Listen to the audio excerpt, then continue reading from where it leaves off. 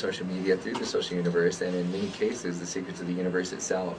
And one of the secrets that we've been able to learn today that truly has become one of the secrets of the universe is that franchising helps you hit a home run over time. So you kind of have to, just like you want to prepare for the big leagues, by playing high school and college ball, and eventually you actually may get drafted. Same thing here with your local business. If you prepare with franchising in mind, where you are something that's duplicatable and that local people love, that maybe has a national and potentially international appeal, then you might be lucky enough to get picked up by the Kahala Group like America's Tacos did.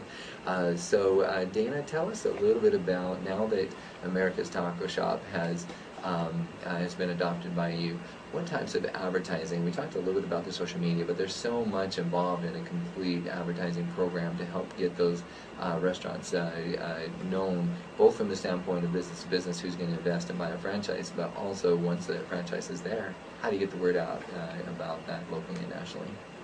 Well, when you're building a brand, it's important to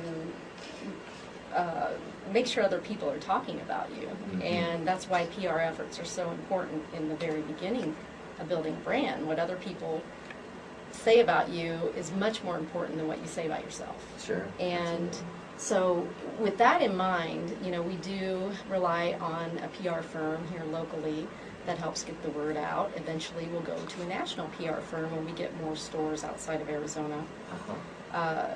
We also see a lot of importance in your local store marketing, and part of our training program takes you through local store marketing and really grassroots marketing so that you become the mayor of your village, so to speak, and people know you in your neighborhood. Like Terry, everybody knows Terry. You knew Terry when we walked in the door. Yeah, absolutely. And Terry's very involved in America with Carne for the Cause, which is a annual event we do that benefits the Phoenix Children's Hospital.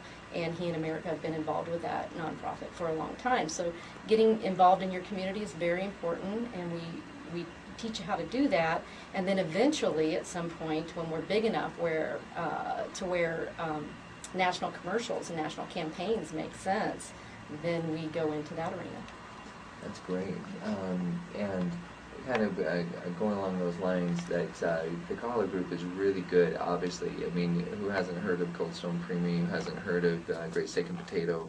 These are obviously, it's not just that they have great food or great ice cream, it's that they have great advertising. And so, again, another reason that you want to pick a franchising group that really knows how to budget and create portions of create a good advertising budget, and know that that's something that needs to be written in ahead of time and not an afterthought. And I literally have seen that with, in fact, I just saw a franchise go down by a very small mom and pop franchising group that took them to fruition. They were going nationwide, and then they forgot to include advertising budget in there, and it was, everything went down in flames. So I'm only sharing this from the standpoint of if you are going to franchise, make sure that you call the Kahala Group and not just somebody's brother sister that maybe does some franchising on the side. So anyway, just a little my input there.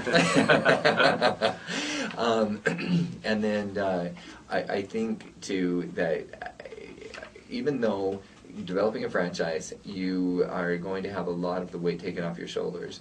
I'm going to let Terry speak to this. What has it been like? It's been exciting, but has it been more or less work than just running the 3 stores before you got started?